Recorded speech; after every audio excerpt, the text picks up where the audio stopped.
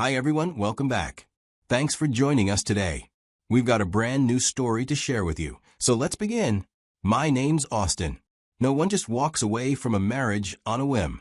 But when I found out my wife was cheating at a party when she said she was going to the restroom and left her purse with me, I found a piece of tissue on the table and wrote a short note. Then I took off my wedding ring, dropped it into her purse along with the note, stood up, and walked out. But I don't want you to think this was impulsive. This isn't just about what happened that night. That night was just the breaking point. Let me take you back and show you how we got here. I met Lauren in college when I was trying to balance coursework and building the early stages of what would later become my business. But life has a way of surprising you when you least expect it. We connected during one of those dreaded group projects. Our group was supposed to meet once a week, but Lauren and I always ended up staying behind after everyone else left. At first, it was just about the work, but somewhere between the late-night research, something shifted. We kind of connected on a different level. We started walking each other back to our dorms after meetings. And over time, those walks got longer and our conversations got deeper. Everything felt easy with her. After college, we didn't waste much time. We got married. The early years were golden. We were young, but we weren't naive. We knew life would get complicated down the line, but we were so sure we could take it on together. We had our routines, and we made love like we meant it. I had a business that gave me freedom. That flexibility meant I could show up for her in ways that mattered. I took on the little things, the background things, not because I had to, but because I wanted her to feel supported and loved. In those years, I didn't feel like I was giving anything up. I thought we were on the same page, chasing the same kind of future. But love, I've learned, doesn't freeze in time. It either grows or it slips quietly, sometimes without you even noticing. And by the time you do, well, sometimes it's already too late. At first, it was small stuff like a missed dinner here, a cold tone there. Arguments that used to end in hugs and laughs now ended in silence. After a disagreement, she'd roll over and go to sleep. Lauren's career had always mattered to her, and I admired that about her in the beginning. She was sharp, driven, and never afraid to push herself. But somewhere along the way, that drive became an obsession. She started chasing promotions like oxygen. Every new milestone only fed the hunger for the next.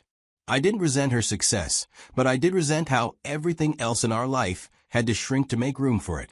Our dinners turned into takeout, eaten separately. Weekends that used to be about us became booked with work functions and conferences. It wasn't just her time she gave up, it was us. And then there was the lack of intimacy. Months passed where sex felt unfamiliar. She is always tired and not in the mood. I tried to stay patient, hoping this was a season, that things would balance out eventually. I also wanted kids, but you can't build a family when you're not even a couple anymore. You can't grow something on empty ground. Every time I brought up our lack of connection, Lauren got defensive. She'd say I wasn't being supportive, that I didn't understand how much pressure she was under. She'd ask for time to reach her career goals, and then she'd slow down. But I couldn't shake the feeling that it was a stall. A polite way of saying, don't hold your breath. Whenever I tried to press on the issue, she exploded.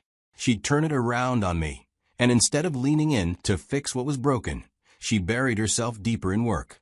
It got to a point where I started wondering if it was just work. There were moments that didn't sit right with me. There was this one name that kept popping up on her phone. He calls and texts late at night. She'd leave the room to answer, always saying it was something urgent from work. When I asked more than once, she'd snap, "Why are you so paranoid? Don't you trust me?" And if I kept asking, she'd throw accusations back at me, saying maybe I was the one doing something wrong. I just wanted answers, but every conversation left me more confused and drained. It was like trying to build a bridge with someone who's holding the matches. After a while, I stopped bringing it up. Not because it stopped bothering me, but because I knew how it would end in another argument and more distance. By the time we crossed into the 6th year of our marriage, I had slowly gotten to my limit. On the surface, everything looked fine. We were financially stable, lived in a nice home, and both had our careers. But inside that house, and inside our marriage, It was empty. And yet, I couldn't bring myself to walk away. I thought about divorce a lot. I was in a good place, business-wise. Lauren had climbed the corporate ladder faster than either of us expected, and I was proud of her. But even with all the money and success between us, we were emotionally bankrupt. Still, I hesitated. There was something about tearing down what we had built together that just felt wrong. Like setting fire to a house you spent years painting and furnishing. I kept going back to the good times. I couldn't shake the feeling that if we had that once, maybe we could find it again. Maybe she was just too deep in her career right now to see what she was missing. So I concluded that I'd give it one more shot. That night, I sat her down in the living room and asked her, "Would you consider couples therapy? I think maybe we need to realign. It feels like we've lost our way a bit." She laughed and asked, "Why?" I told her that we might need someone external to remind us why we married, and maybe things will move fine from there. She stood up and said, "Our relationship is not that bad to need a therapist." Then walked away. I don't know if she realized it, but that moment shattered something in me. I had come to her with what little hope I had left, offering a way forward. That was the night I stopped fighting. I just pulled away. In the days that followed, I started withdrawing. I stopped trying to fix things. The version of me that used to chase after her affection, plan date nights, and leave little notes around the house was gone. I started doing research on my own, not about how to save the marriage, but how to end it. Quietly, I reached out to a divorce lawyer because I had questions that needed answers. Got information. I needed to know what it would look like and what I'd have to prepare for if I finally chose to walk away. Even though I hadn't made the decision yet, just knowing my options made everything feel more real. And deep down, I think a part of me already knew the end was coming. I just hadn't admitted it yet. One Wednesday evening, I had been keeping my distance lately, and Lauren had picked up on it. You'd have to be completely blind not to. I wasn't initiating conversations much. I didn't ask how her day was anymore, and when she shared anything about work, I just nod and move on. I was done fighting. That night, she came home a bit earlier than usual. She walked into the house like she had something planned. She didn't even change out of her work clothes first. Instead, she dropped her bag, came over to where I was sitting at the kitchen table with my laptop open, and said, "Hey, so there's this private party on Saturday. My colleague's anniversary celebration. I want you to come with me." I didn't say anything at first, just stared at her, confused. That was probably the last thing I expected her to say to me. 4 months now, our weekends had been nothing but another workday for her, seminars, webinars, networking brunches, all these important things that didn't include me. Now, suddenly, she wanted us to go to a party together? I didn't hide my reaction. I gave her a straight no. I don't like work parties. Never have. I find them awkward, full of surface-level conversations and fake smiles. Everyone is always sizing each other up, pretending to be more interested in each other's lives than they really are. Plus, I hated watching Lauren in that environment. She always acted like someone I barely recognized. But Lauren didn't let it go. She crossed her arms and looked at me, frustrated. "You always say we don't do things together anymore. Well, here's something. Come with me." Well, she was right. I had been saying that, and here she was, finally doing what I asked. Or at least, that's what it looked like. I looked at her for a long second. Part of me wanted to say no again, just to avoid whatever awkwardness I was sure would happen. But then I wondered this was her trying. Or she noticed how far apart we drifted, and this was her olive branch, even if it felt late and forced. So I nodded, slowly. "All right, I'll go." She smiled, and that was it. She just walked off to change out her clothes. And I sat there, wondering if I had just made a mistake or if something was about to change. The night of the party started off like most events do. Lauren had told me it was just a small gathering, and I wasn't expecting anything too flashy. When we arrived, I realized small gathering was a stretch. It was intimate, yes, but also highly curated. Everything was put together with precision. It was a room full of people who measured success in contracts, deadlines, and quarterly reports. Most of them I didn't know. These were her people. Then I noticed a guy walk in. I didn't know his face until the moment someone called him by his name. He was the guy who texts my wife at night. The one who calls at odd times about urgent work matters. I'd asked her about him more than once. She always brushed it off. When she saw him, her entire mood shifted. It wasn't obvious, not to anyone else. But I knew Lauren well enough to notice the change. She looked down for a second, then back up with that kind of trained poise you only pull out when you're trying to hide something. She introduced him to me, casually. "Oh, Austin, this is Mark. We work together." But I noticed the way he looked at her, with his eyes lingering a little too long. He smiled and shook my hand, then went off to mingle. Still, every few minutes, he'd glance our way. He thought I wouldn't notice. But I did. And Lauren? She pretended she didn't. Something sat wrong in my gut. But I stayed quiet. About 40 minutes into the evening, Lauren leaned in and said she was stepping out to use the bathroom, then placed her purse gently on the table and walked away. So, I'm sitting there, but when I looked down at her purse, I saw her phone still lit up. So I picked up her phone, and to my surprise, it wasn't locked. I couldn't believe my luck. It was my chance to know for sure what had been eating at me for so long. I opened the messages, and immediately, I went straight to the thread with her coworker. I had to know if my suspicions were right, if my gut feeling had been telling me the truth all along. As I scrolled, my eyes landed on the last message. My heart dropped as I read it. The message read, "Meet me in the backyard." She hadn't gone to the bathroom like she told me. She'd gone to meet him. Right then, I felt the weight of everything crash down on me. But that wasn't even the worst part. I kept scrolling through their conversation, and what I was seeing just shattered me. Months of messages of secret meetups and of intimacy. I'd been fooling myself, thinking we were just going through a rough patch. No, this was deliberate. This affair had been going on for a long time. And as I scrolled back even further, I found the tone of their messages started to shift recently. Just a week ago, they'd had a fight. This was someone she'd been seeing in secret for months, and felt so strongly about that she'd pushed me aside to make space for him. As I continued reading, I realized that the guy wasn't even supposed to be at this party.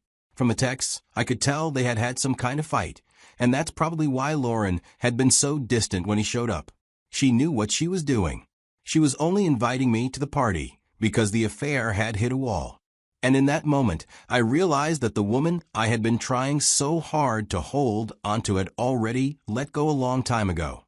I felt like I'd been a fool for holding on. Every ounce of love I had for her seemed to drain out of me all at once, replaced by this hollow ache. I couldn't stop reading the texts, but it didn't matter. The damage had been done. My marriage was over, and I hadn't seen it coming. I knew I couldn't just sit there anymore, pretending everything was fine. I had my answer. The truth was clear in those messages. I knew then that I couldn't keep lying to myself. So, I pulled out my phone and started taking snaps of these messages. I knew the road ahead was legal now, and in divorce there had to be proof. I've got enough to confirm everything. Then I picked up a piece of tissue paper from the table and reached for the pen I always carried in my pocket. I scribbled out one line, "I hope he was worth breaking your marriage for." I took off my wedding ring and dropped it onto the tissue, folded it over once, and gently placed both with the phone inside her purse. Then I zipped it shut and stood up. I didn't wait for her to return from wherever she had gone, whether it was the restroom or the backyard, to meet him like the text said. I just left. On the drive home that night, I couldn't stop thinking. There's nothing left to cushion the impact of what I just learned. I am not going home, hoping she will come back for me to confront her. I didn't trust myself to speak without doing something I'd regret. I needed distance. So I went straight home while she was still at the party and did the only thing I could manage in that moment. I grabbed a duffel bag and packed the basics. I turned off my phone. I didn't want to deal with her calls, her excuses, or anyone else's questions. I just wanted to disappear for a bit. I didn't know when Lauren would find the note I left in her purse, or how she'd react to reading the words I scribbled on that napkin. I was too numb to care. It wasn't until Monday morning that I turned my phone back on. I needed to call the lawyer I had spoken to before to finalize things and get the divorce moving. As soon as the phone lit up, it vibrated for what felt like a full minute. Voicemails, text messages from everyone, including her, friends, and family. I ignored most of them, but I called my parents back. I told them exactly what happened. She cheated, I said. My dad didn't say much. My mom, though, just told me to come stay with them instead of being in a hotel. So that's what I did. I left everything behind and went back to my roots. There were dozens of messages from Lore, all scrambling to rewrite history. There's nothing between me and him, she said. It's not what it looks like. She tried to frame it like some big misunderstanding, but it wasn't. I had screenshots. What I found interesting, though, was how she never once acknowledged those messages. It made me think she didn't realize I had seen them yet. That was probably why she was so confident in her denials, so smug in her attempts to paint herself as innocent. But everything changed once she got the divorce papers. That's when it must have clicked. That I knew. From that point on, her tone shifted. The guilt wore off, and the clause came out. Texas is a fault-based divorce state. And in Texas, cheating isn't just personal, it's legal leverage. Our house had both our names on the deed, and while she technically earned more money during the marriage, the court looked at everything I did to support her career. The sacrifices I made, the flexible schedule I used to build our home life around hers. That counted for something. Infidelity counted even more. The ruling came down hard on her side. She had to buy out my share of the house. Not just what I put in, but more because of her betrayal, and because I was seen as someone who helped her succeed. In the end, I walked away with a hefty settlement. I didn't celebrate it, but I didn't feel bad either. Lauren was furious. She tried to fight the ruling, but her appeal failed. She wasn't apologetic anymore. She accused me of being the reason she cheated. Said I pushed her away with our constant fights, that I didn't understand her career, that I made her feel alone. I didn't bother responding. I blocked her. Because at some point, you stop trying to clean up a mess you didn't make. Then I heard she started spreading stories, painting herself as the victim, saying I was controlling, that I abandoned her. I wasn't surprised. When people lose control of a narrative, they rewrite it. But I wasn't about to let my name be dragged through the mud. So I had my lawyer draft a cease and desist. It was direct and loud enough to scare her into silence.